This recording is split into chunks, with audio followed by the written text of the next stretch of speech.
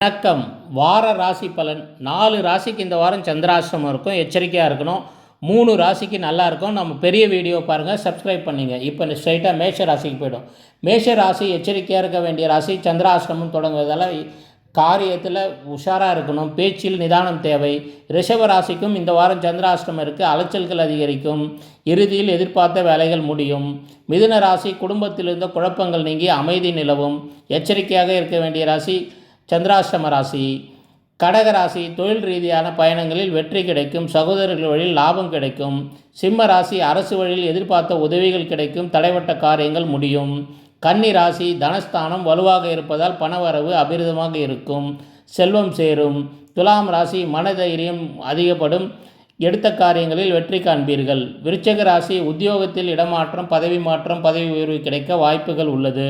தனுசு ராசி பாக்கியஸ்தானத்தில் பலம் பெற்றிருப்பதால் எல்லா வேலைகளும் தொட்டவுடன் முடியும். நல்ல லாபம் கிடைக்கும்.